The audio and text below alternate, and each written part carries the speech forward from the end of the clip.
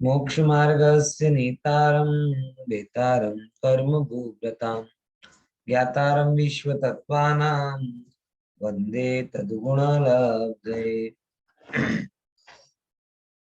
तत्वार सूत्र की जो चर्चा हमारी चल रही है उसमें आखिरी क्लास में यानी कल हमने समाधि के बारे में समझा और ये भी थोड़ा समझा कि दुनिया में समाधि के मामले में बड़ी गैर समझ चल रही है। गैर समझ के मामले में क्या है ये बात कि व्यक्ति समाधि को जीवन की इच्छा के रूप में देखता है अथवा मरण की इच्छा के रूप में भी देखता है कि जल्दी देह छूटे।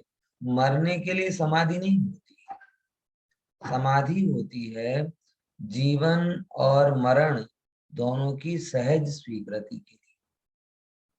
जिसको जीवन में कुछ पाना नहीं और मरण का जिससे कुछ भय नहीं, वो स्वस्थ है, सरल है, सहज है, समाधि में है। बराबर, क्योंकि जिसे जीवन से कुछ पाना नहीं है वो दोनों रूपों में अपने आप को देख लेता है कि भाई कोई दिक्कत नहीं है, जो भी है सो बढ़िया है। अच्छा जीवन है तो भी बढ़िया है, बुरा जीवन है तो भी बढ़िया है, कोई फर्क नहीं पड़ता उसको। बराबर, तो ऐसी समाधि को मरण की इच्छा के रूप में नहीं समझना चाहिए। मित्रों का अनुराग, बराबर, मित्रानुराग, सुख के निदान, ये 4-5 कारण बताए थे ना। मित्रानुराग, सुखानुबंध, सुख की प्राप्ति हो ऐसा निदान बांध ले, इन सब के लिए भी सामायिक ये समाधि नहीं करनी चाहिए, अपितु इनका निदान, इनका अभाव करने के लिए समाधि करनी चाहिए। बराबर, ये निदान, निदान पता है क्या होता है? निदान क्या है? वैसे तो निदान बंध आपकी चर्चा में आएगा 9वें अध्याय, बराबर, लेकिन मैं थोड़ा आपको बता देता। निदान कहलाता है अपनी पुण्य के फलस्वरूप किसी भौतिक पदार्थ की इच्छा करना। देखो, जैसे फॉर एग्जाम्पल शास्त्रों में ऐसा आता है बहुत सारे जगह कि बहुत एक रिद्धिधारी संपन्न मुनियाज थे, उनका बहुत सुंदर तप था, बहुत बढ़िया जीवन था, लेकिन किसी ने उनका अपमान कर दिया धन के कारण, और मुनिराज को ये बात थोड़ी चुभ गई। और मुनिराज को जब ये बात चुभी तो उन्होंने क्या बोला कि अगले जन्म में मैं इससे अधिक वैभव वाला बनूं, और वो बन गए। तो सब लोग बोलेंगे कि यार ये तो बड़ा फायदे का सौदा हुआ, हम निदान कर लें और बस जो मांगे वो हो जाए। ये तो लॉट, वो क्या कहते हैं, लॉ ऑफ अट्रैक्शन हो गया। लॉ ऑफ अट्रैक्शन नहीं चलता, वो आजकल बड़ा प्रसिद्ध कॉन्सेप्ट चला रहा है। एक पागल सिद्धांत लिख देता है और सारे पागल उसको फॉलो करने लगते हैं। उसने लिखा जो चाहिए हो वो विचारना चालू करो। है क्या? मकान तो मकान, मकान मकान मकान, गाड़ी तो गाड़ी गाड़ी गाड़ी गाड़ी, वैभव तो वैभव वैभव वैभव। ऐसे करके वो एक बात कहता है और सारे लोग वैसे जीवन जीना चालू कर देते हैं। घर में नोट्स टांग देते हैं, चिट्ठियां लगा लगा के रखते हैं, बस वही देखो, मैं रोल्स रॉयस में बैठा हूँ, मैं जगुआर में बैठा हूँ, मेरा बड़ा विला है, मेरी मोटी गाड़ी है, मेरे पास ये है, मेरे पास वो है, वगैरह वगैरह वगैरह। ये उसने सिखाया। ये उस लेखिका का नाम शायद किसी को पता हो, रंड्रा ब्रून या ब्राउन करके कोई नाम, बड़ा पॉपुलर, और आजकल वो बहुत ज्यादा विचार, और सब लोग उसी के आधार पर यही चीजें सोचने लगते हैं। ये जो चाहिए उसके बारे में विचार करो, विचार करो, विचार करो। बराबर, और किन्हीं किन्हीं को मिल भी जाता है। मुझे ये बताना, जो विचार करो वैसा किन्हीं किन्हीं को मिल भी जाता है, और उससे उसे ऐसा लगता है कि ये थ्योरी जो लॉ ऑफ अट्रैक्शन की है, ये थ्योरी सफल हो गई। विचार करने पर मिलता है, but terms and condition are apply. इससे में पुण्य हो और आप किसी वस्तु का बड़ी गहराई से विचार करो तो पुण्य प्रकृतियों में सहज ऐसा निदान बनता है और वो चीज आपको प्राप्त हो जाती है। लेकिन वो नहीं प्राप्त होने वाली चीज प्राप्त हो रही है, ऐसा नहीं। जिसके हिस्से में उतना पुण्य था उसी को उसकी सब स्टैंडर्ड चीज मिल जाती। ये लगभग वैसा ही है कि किसी दुकान पे लिखा था कि भाई आप वस्तु लेकर चले जाओ, बराबर, 1000 रुपए की वस्तु लेकर जाओ, वस्तु बदल लेंगे, पैसे वापस नहीं देंगे। तो आप उस वस्तु के बदले में उससे सस्ती वस्तु तो ले सकते हैं, लेकिन उससे कॉस्टली वस्तु नहीं ले सकते। समझ में आया? फॉर एग्जाम्पल, अगर मैं 2000 रुपए की कोई ड्रेस लेकर आया, यूनिफॉर्म लेकर आया, कपड़े लेकर आया, और मुझे वो अच्छी नहीं लगी, अब मैं कह रहा हूँ बदलने जाना है। अब बदलने जाना है तो दुकान वाले ने क्या शर्त रखी कि देखो तुम्हारी कीमत है 2000 रुपए, तो तुम बदलने में हमसे 5000 की मांगोगी तो हम नहीं देंगे। हाँ, 1500 की तुम्हें पसंद आ रही तो लेके चले जाओ। तो 2000 की वस्तु आपके पास लेने के अधिकारी थे, और वो कर्म कह रहा है 1500 की ले जाओ, और आप लेकर आ गए, और आप कह रहे हो कि वाह देखो दुकान वाला कितना अच्छा है, उसने मुझे 1500 की मेरी इच्छित वस्तु मुझे दे दी। अरे वो तो जैसा का वैसा है, तुम मूर्ख कि तुमने 2000 की कदर नहीं की। वो 2000 की कीमती थी, लेकिन तुमने चॉइस में सब स्टैंडर्ड वस्तु पसंद कर ली, तो दुकान वाले को देने में क्या है? अब इसमें को लॉ ऑफ अट्रैक्शन काम कर गया, अरे मूर्ख बन गया। यानी पुण्य से अधिक कभी मिलता नहीं। इच्छा करोगे तो तुम्हारे पुण्य प्रमाण मिलना होगा तो मिलेगा। लेकिन अगर मैं इच्छा करूं कि मुझे चक्रवर्ती पद मिल जाए और पल्ले में कुछ पुण्य नहीं है, तो क्या तुम्हारी इच्छा मात्र से चक्रवर्ती पद मिल जाएगा? रंडा ब्राउन को बोलो कि तू विचार कर ले कि मैं देश की, विश्व की प्रधानमंत्री बन जाऊं, जिसने लॉ ऑफ अट्रैक्शन दिया है। तो ये वन साइडेड नॉलेज लोगों को दिया जाता है। हाँ बोलो हेतल।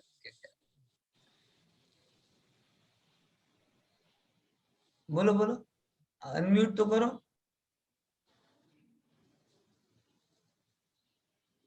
खोई गयो એ જ અટકી ગયા લાગે છે, નેટ ની પ્રોબ્લેમ આવે છે। બાકી બધાને હા બોલો, હજી અનમ્યુટ કરવું પડશે। બોલો હવે, નહીં આવતી, અવાજ નથી આવતી। મારી તો આવતી હશે, તમારી હા બોલો જલ્દી। મોબાઈલ બગડ્યો છે બરાબર નો? હા હવે આવી। સોરી, આ તો જે પુણ્ય કરેલું હોય એના કર્મનો જે ફળ મળે એ જ કહેવાય ને નિદાન? એમાં ને યસ, આમાં શું પણ સ્પેસિફિક થઈ ગયો હતું। ટાઈમિંગ છે? હા, ટાઈમિંગ નહીં। દાખલા તરીકે પહેલા કર્મ પોતાના પ્રમાણે ફળ આપતો હતો। હવે એ ફળના પુણ્ય, જેમ કે હું તમને આચાર્યોના એક્ઝામ્પલ આપ કે એવા દાખલાઓ આવે છે કે શાસ્ત્રકારે એમ લાગે કે એ પુણ્યના ફળમાં એટલું બધું એમની સાધનામાં બળ હતું કે એ જ ભાવમાં મોક્ષે જતા રહે, પણ ચૂકી એમને પુણ્યના ફળમાં અટકાઈ ગયા। હવે એમને મોક્ષ જવા માટે એમને ચક્રવર્તી પદ તો મળ્યો, એ ઇન્દ્ર પદ તો મળ્યો, પણ હવે ભોગવા માટે એમને 2-4 ભાવ સંસારમાં રહેવા પડશે। એટલે એ એક જસ્ટ કાઇન્ડ ઓફ શું થઈ ગઈ, ડિઝાઇનિંગ થઈ ગઈ।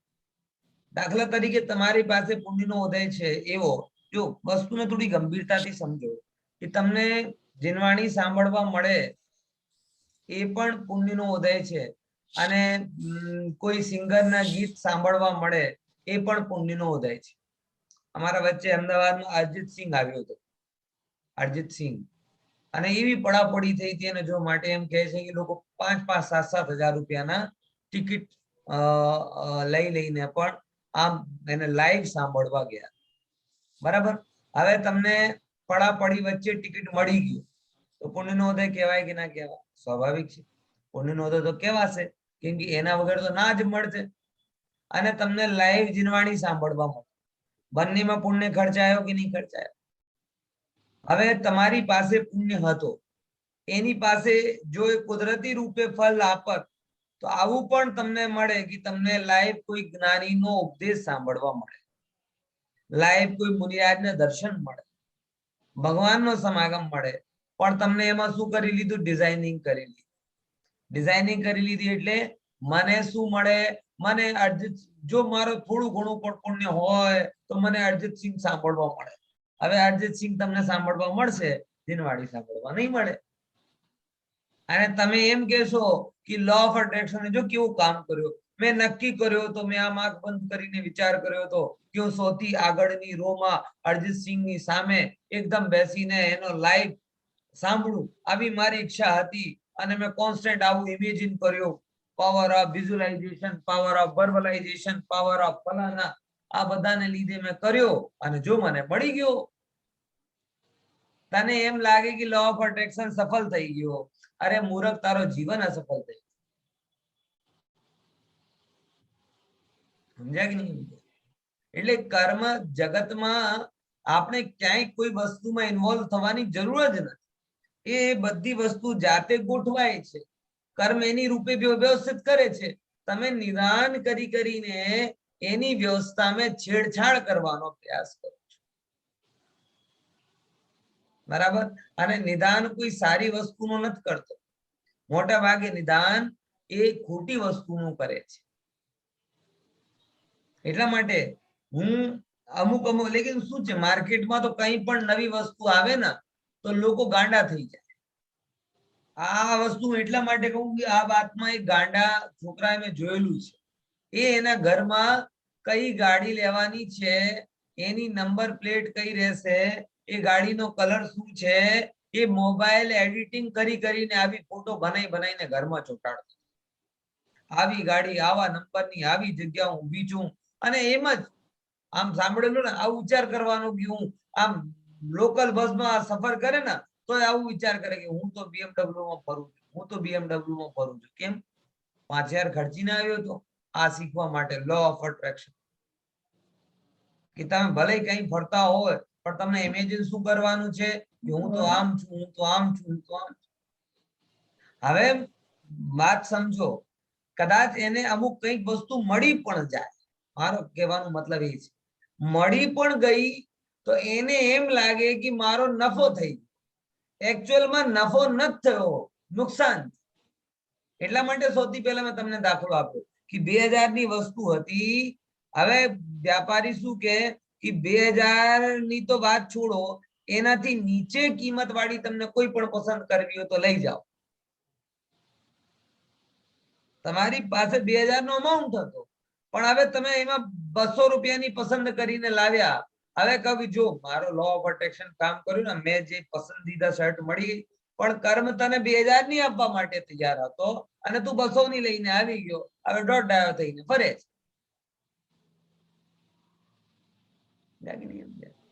એટલા માટે કોઈ પણ જાતિનું નિદાન ના, મને આવું મળે, મને આવું મળે, મને આવું મળે.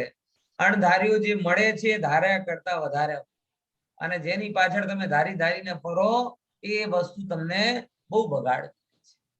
ખ્યાલમાં આવે છે કે એટલા માટે સમાધિ કરતી વખતે પણ કોઈ વ્યક્તિ આવું નિદાન કરે કે ભાઈ મેં કેટલું તપ કરું છું, જો 15 દિવસથી ઉપવાસ ચાલે છે ને મારા, હવે એનો ફલ મને તો શું, દેવગતિ તો મળવી જ જોઈએ, આગળના ભાવમાં રાજાનો દીકરા તો મને થવું જ જોઈએ, બરાબર, આવું થવું જોઈએ, બેહો વાળું થવું જોઈએ. આ બધું નિદાન કરે તો સમાધિનો અતિચાર કહેવાય. ખ્યાલમાં આવે છે કે નહીં? હે સમજ્યા કે નહીં સમજ્યા? એટલે સમાધિ કોઈ નવી ઈચ્છા ઉપાધિ ભેગી કરવા માટે નથી, ભેગી કરેલી બધી ઈચ્છાઓને ની હોલી વાળવા માટે છે. મને કાંઈ થવું નથી, મને કાંઈ પામવું નથી, મને કાંઈ જોતું નથી. હે પ્રભુ, જે કાંઈ પણ પામવાની, જોવાની, ભોગવાની એ બધી લાલસાઓ છે, એ બધી લાલસાઓ સમાપ્ત થઈ જાય અને હું સાચા અર્થમાં સમત્વમાં સ્થિત. એ ઈચ્છાનું નામ શું છે? સમાધિ છે. બરાબર ખ્યાલમાં આવે છે કે નહીં? એવા અદ્ભુત છે ભાઈ. આવી ભાવના એમાં હોય તો એનો અતિચાર અહીં કીધું છે. ઠીક છે ને? હવે આગળ આપણે જઈશું. એક ઓર શ્રાવકનો બીજો કર્તવ્ય છે, કર્તવ્ય રૂપે હું એને કહું છું દાન. તો દાનની વાત, શ્રાવકની બધી વસ્તુઓની ચર્ચા તો કરી, પણ શ્રાવકનું એક બહુ ઇમ્પોર્ટન્ટ કર્તવ્ય છે જેનું નામ શું છે? દાન. એ દાનના વિષયમાં કહે છે. જો સૂત્ર શું છે? अनुग्रहार्थम स्वस्यति सर्गो दानम. बोलो. दानम अनुग्रहार्थम स्वस्याति सर्गो दानम. फरीथी अनुग्रहार्थम स्वस्याति सर्गो दानम. स्वस्याति सर्गो दानम. देखो अनुग्रहार्थम એટલે અનુગ્રહ માટે. કોના અનુગ્રહ માટે? પોતાના અને પારકા. સમજ્યા? આમ તમે તત્વાળ સૂત્ર જે પીએચ ના વિદ્યાર્થીઓ છે એ લોકોને તો ખબર જ હશે કે દાન અને ત્યાગના અંતર. એ ત્યાગ ધર્મની ચર્ચામાં દાનની ઘણી બધી ચર્ચા કરેલ છે કે નહીં? વાંચેલી હશે ને ખુશીબેન, નેતલબેન, જ્યોતિકાબેન, ઘણા 3, 4, 5 વિદ્યાર્થીઓ તો છે અમારા, બરાબર? એ બધા લોકોએ ત્યાં વાંચેલું હશે ને પીએચમાં દાન અને ત્યાગની ચર્ચા.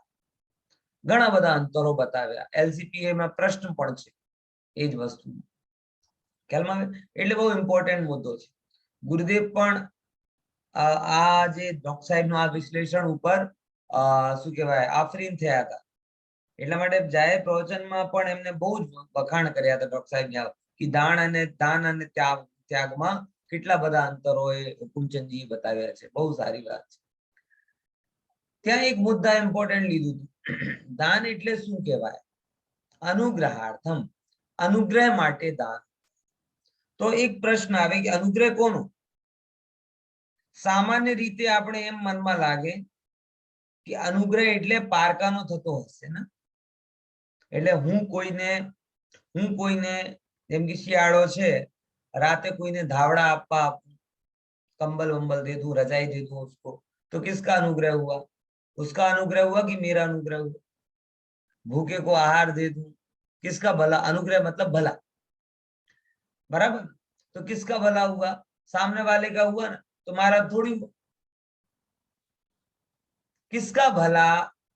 दोनों का हुआ. ऐसे कोई कहे तो बताओ ज्यादा किसका हुआ, कम किसका हुआ? जो लोग ये मानते हैं कि दान देकर मैं दूसरों का भला करता हूं, वो दान के स्वरूप को समझे. दान देकर कोई अगर दूसरे का भला हो, वो तो उसके ऊपर डिपेंड है कि अगर उसे भला करना हो तो भला होगा, और भला करना ही ना हो तो कहां से हो? दान देकर अगर किसी का भला होता है तो मैं तो ये मानता हूं कि मात्र और मात्र मेरा भला होता है. दूसरों के लिए तो गौण, सेकेंडरी, प्राइमरी खुद के. क्योंकि धन का, वैभव का अगर आप दान आदि कार्यों में उपयोग नहीं करोगे तो किसके लिए करोगे? मैं तो बहुत क्लियर बात कहता हूं, चलो थोड़ा अपन समझते. सबसे ज्यादा धन की बात आती ना, बाकी 4 दान इस पे टिक जाते हैं. अगर धन को आप अपने घर में आपने धन रखा है, उस धन का अगर आप उपयोग करेंगे तो किस किस चीजों में करेंगे? मेजरली 3 ऑप्शन होते हैं. धन कोई कमाता है तो परिग्रह के लिए कमाता है. सोना ले लेगा, चांदी ले लेगा, मकान ले लेगा, वैभव पैसे इकट्ठा कर लेगा, तो परिग्रह के लिए कमाया. दूसरे नंबर क्या कहते हैं, भोग के लिए कमाता है. धन होगा तो जो जो चीजें चाहिए हैं, जो जो काम करना है, जो जो उसके अंदर की इच्छाएं हैं, उसमें वो जाएगा, तो भोगों में जाएगा. वो भोग अगर लिमिट में होते हैं तो भोग, और लिमिट से बाहर होते हैं तो व्यसन. बात समझ में आएगी नहीं? तो धन से भोगों में गया, धन से पापों में गया, और अगर परिग्रह में गया, भोगों में गया, और आरंभ में जाएगा, दिखावे में. आपके घर में अधिक पैसा होगा तो क्या करोगे कि बेटी की शादी बड़ी धूमधाम से कर दोगे, बेटे की शादी बड़ी धूमधाम से कर दोगे, दिखाने में जाता है. इसके अलावा धन का और क्या उपयोग है? या तो भोग में है, या आरंभ में है, या विषय पापों में. 3 ही जगह धन लगता है. अब मुझे बताओ इन तीनों के करने से किसका भला हो रहा है? किसी का भला हो रहा है 3 को करने से? आरंभ से भला हो रहा है, पाप से भला हो रहा है, भोगों से भला हो रहा है। क्या होता है इनको आरंभ पाप और भोगों से? बोले वैवारंभ परिग्रह त्वम नारकस्यायुषा, छठे अध्याय में पढ़कर आया। अधिक आरंभ से और अधिक परिग्रह से नरक आयु का बंध होता है। तो अगर उस धन को हमने भोगा, पाप किए, तो नरक में जाए। देखो पीछे चित्र भी बना है ना, नरक में क्या हालत होती। और अगर आपने इसको दान में दे दिया तो इस दशा से आप बचे। तो जो आपको इस दशा से बचाए, इस वाली दशा से, ये पीछे दिख रहा है ना, एरो दिख रहा है ना कि नहीं? मैं अकेले ही अपने आप में घुमा रहा हूं, है दिखाई छे एरो आ व्हाइट कलर નું કે ન દેખાતો? હા સર દેખાય છે રાઈટ હા, સાઈડ કોર્નર આ જગ્યા આવ્યો ને હવે। હા, તો નારકની દશા, આ રોગની દશા। તો આ જે ધન, જે તમે એનો ઉપભોગ સત્કાર્યમાં ના કરો તો તમને આ ગતિ લઈને જાય। તો જે તમને દાન તમને આ ગતિથી બચાવે અને સદગતિમાં લઈને જાય। સદગતિ એટલે દેવગતિ નથી કહેવા માંગતો। સદગતિ એટલે એવી ગતિ જ્યાં તમને સત સમાગમ મળે। ધ્યાન રાખજો, મારી સદગતિની પરિભાષા બહુ ક્લિયર છે। લોકોને એમ લાગે કે દેવગતિમાં પહોંચ્યા એટલે સદગતિ અને નરકમાં પહોંચ્યા એટલે દુર્ગતિ। એવો નથી। સત સમાગમ જ્યાં મળે એ સદગતિ અને સત સમાગમ જ્યાં ના મળે એ દુર્ગતિ। દેવોમાં જઈને પણ તમને જીનવાણીની વાત સાંભળવા ના મળે તો દુર્ગતિ, અને નરકોમાં ત્રીજા નરકમાં સુધીમાં સુદેવાદી આવીને તમને તત્વની વાત કહે ને તો નરક પણ સદગતિ છે। કોઈ ઉપવનમાં જ્યાં ભાવલિંગી મુનિરાજનો ઉપદેશ થતા હોય અને એવા ઉપવનમાં તમે આવા હિરણ બનીને રહો ને તો પણ તમારો અહોભાગ્ય છે। કેમ કે ત્યાં પણ તમને શું મળશે? જીનવાણી સાંભળવા તો મળશે। જે વૃક્ષ ઉપર મુનિરાજ રહેતા હો એ વૃક્ષની તમે ગિલેરી બનો તો પણ તમારો સદગતિ કહેવાય। કેમ કે એવા જાગૃત પુરુષને તમને આભા મંડળનો સાનિધ્ય તો તમને મળે। અને ભોગોમાં રહ્યા તો હું કામ? સમજાય કે નહીં? તો મારી સદગતિ થોડી અલગ છે।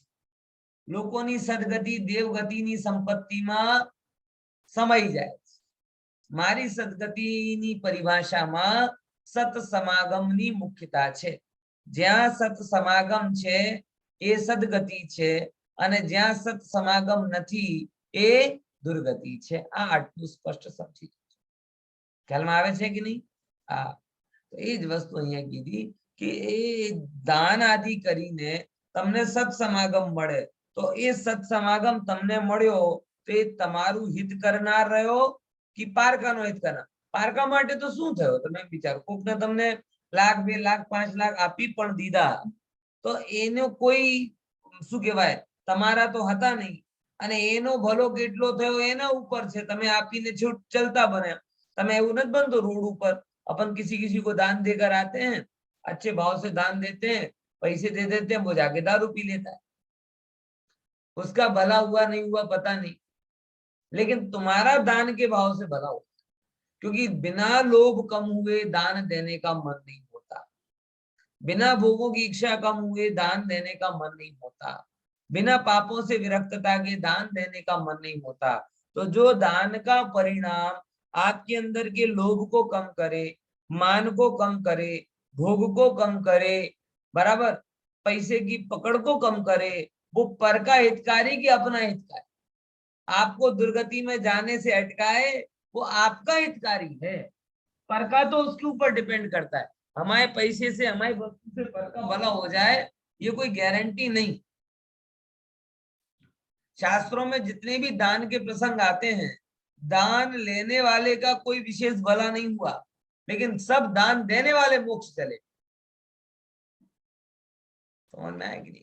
सबसे पहले दान किसने दिया बताओ? इस काल में दान तीर्थ का प्रवर्तन किसने किया? जनरल नॉलेज का क्वेश्चन है लेकिन जानने जैसा है। खुशी सैनिक राजा। सैनिक राजा नहीं, ગલત જવાબ. ચલો બીજો કોઈ? પ્રજ્ઞાબેન, દીપ્તિબેન, દીપિકાબેન. આ કાળમાં દાન તીર્થનો પ્રવર્તન શ્રેયાંશ રાજાએ કર્યું છે. સૈનિક રાજાએ નહીં. હા, ફેટ ફરી ગયો. રાજાને શ્રેય રહ્યો, હણિકની જગ્યાએ યાંશની જગ્યાએ હણિક આવી. બરાબર? સર એ નામ હંમેશા વાઇસી વર્ષા મારે એક્સચેન્જ થઈ જાય એમ. ચાલો, તો સૌથી પહેલા તમને ખબર છે ને, આદિનાથ સ્વામી જ્યારે આહાર માટે નીકળ્યા, અને આહાર માટે નીકળ્યા પછી શું કહેવાય કે આહાર નહોતો મળતો, તો એ સમયે શ્રેણિક જો એમને પણ એમની બીમારી મને લાગી ગઈ. શ્રેયાંશ રાજાની જગ્યાએ હું શ્રેણિક રાજા કહેવાનો. સત્સંગતિ કથાએ કરમ ના પૂંસા વાળી વાત થઈ ગઈ. સત્સંગતિ શું નથી કરતી. તો શ્રેયાંશ રાજાજી પૂર્વ પર્યાયમાં શ્રીમતીની દશામાં હતા. એમનું અવસ્થાનું જ્ઞાન એમને થયું, અને પછી અક્ષય તૃતીયાના દિવસે આદિનાથ સ્વામીની ઈચ્છુ રસથી પારણા કરાઈને દાન તીર્થનો પ્રવર્તન કર્યો. બરાબર? ખ્યાલમાં આવે છે કે દાનને પણ તીર્થ કહેવામાં આવ્યું છે. એટલે એ શ્રેયાંશ રાજા પછી આગળ શું થયા?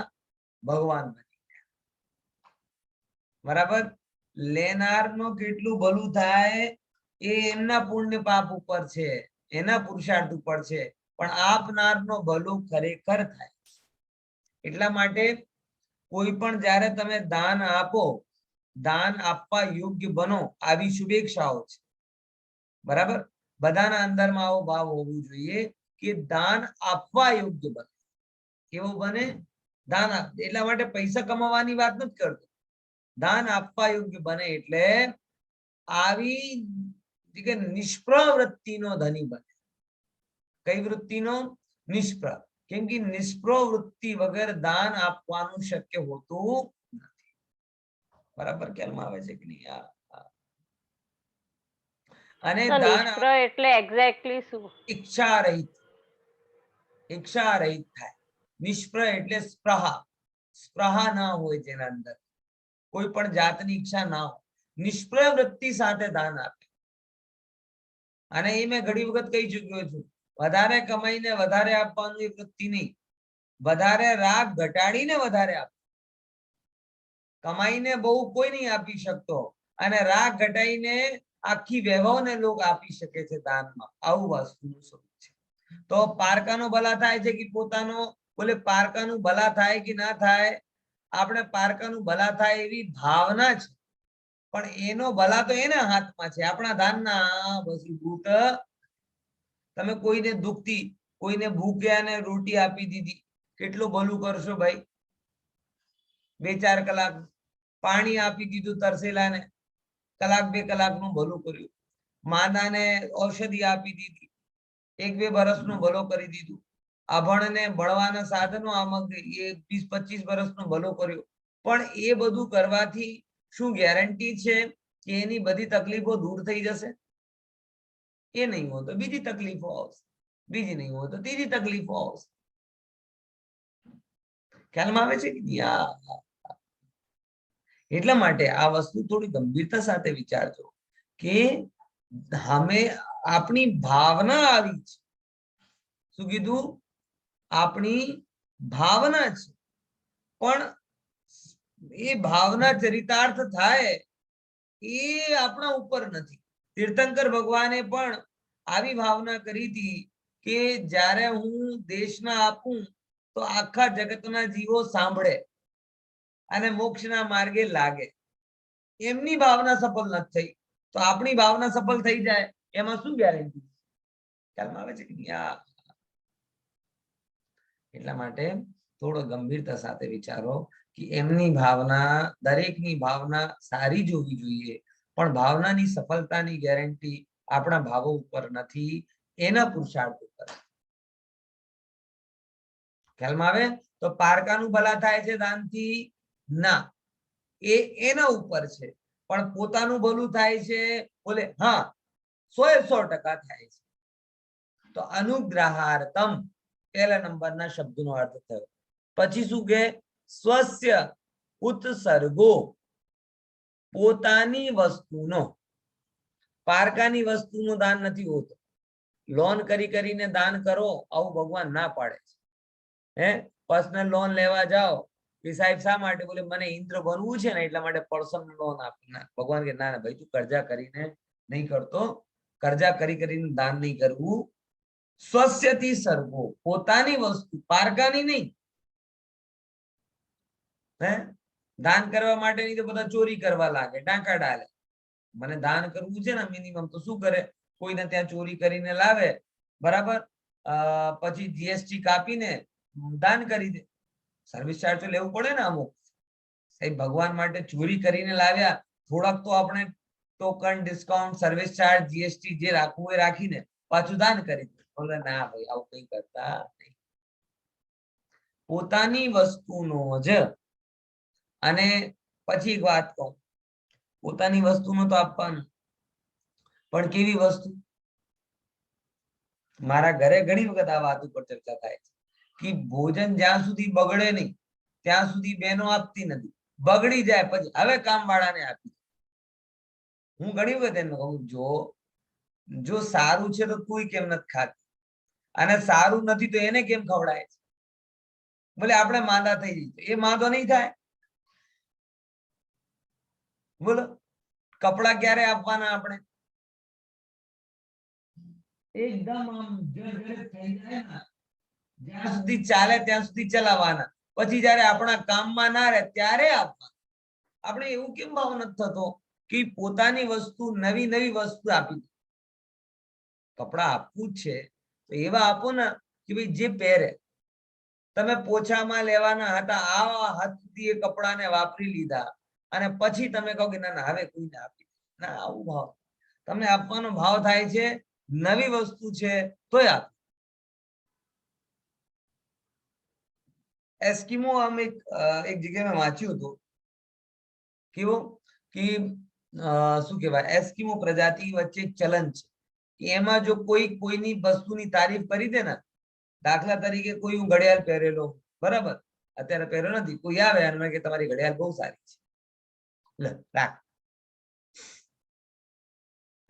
હે એટલે કહેવાનો મતલબ હવે કેટલું સત્ય છે ખબર નથી, મેં એક જગ્યાએ વાંચેલું, પણ એની ભાવના ઉત્કૃષ્ટ છે.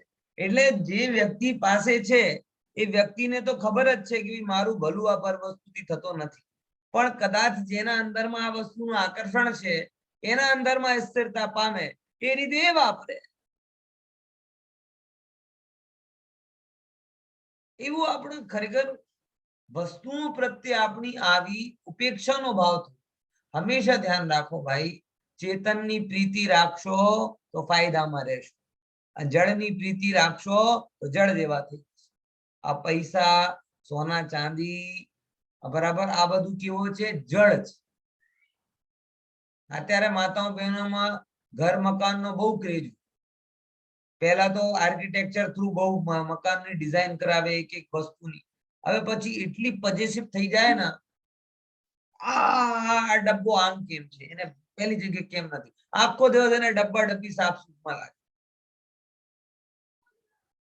મને તો ઘરમાં ઘણી વખત કેવું પડે કે બે છોકરા છે, તું કેટલું સાફ કરશે, આ બગડવાનો જ છે, પડ્યા રહેવા દે. પણ એકાદ વાર કરે તો પણ આખો દિવસ એ ધંધો હાલે. હવે મને એ કહો કે આ ડબ્બો આમ હોય કે આમ હોય, તમારા એમાંથી સમ્યક દર્શનમાં કોઈ ફરક પડે? તમારા કોઈ સમ્યક જ્ઞાનમાં ફરક પડે? સમ્યક ચારિત્રમાં કોઈ ફરક પડે? કશાયોની મંદતા આવે? શું થાય છે? કશું થતું નથી. અને રહેનારા લોકો બે ત્રણ જ છે, મને કોઈ ફરક પડતો નથી, તું કેમ હેરાન થાય છે પછી? પણ ના, મારો ઘર સારું હોવું જોઈએ. આ કહેવાય જળની પ્રીતિ. બરાબર? આ તો ઘરનું એક્ઝામ્પલ કીધું, કોઈ બીજાને ખોટું ના લાગે. હે અને જયારે હું એક્ઝામ્પલ આપું ત્યારે કહી દઉં છું આજે તારો એક્ઝામ્પલ આપ્યો એટલે તમે કોઈ એમને કહો એના પેલા હું જ કહી દઉં સમજ્યા કે નહીં સમજ્યા? હા, વસ્તુ મુદ્દા એ છે કે જડની પ્રીતિ નુકસાનદાયક છે. તમે તમારા ચેતનની સંભાળ રાખો. બરાબર? તો આ સ્વસ્યથી સર્ગો, પોતાની વસ્તુનું દાન. જડની પ્રીતિમાં હું કરવાનું છે? જે છે આજે છે, નથી કાલે નથી. બોલો, એ શરીરને લઈને બધા આભૂષણ, જ્વેલરી, પૈસા પડ્યો છે, એ શરીરનો ઠેકાણો નથી. આજે છે, કાલે નથી. એટલા માટે પોતાની વસ્તુનું દાન કરવાનું, રાગ ઓછો કરીને દાન કરવાનું, નિષ્પ્રય થઈને દાન કરવાનું અને તૈયાર રહેવાનું. એના દાનનો અવસર મળે. હું એક સ્વાધ્યાયી પંડિત તો છું, પણ વણિક પણ છું.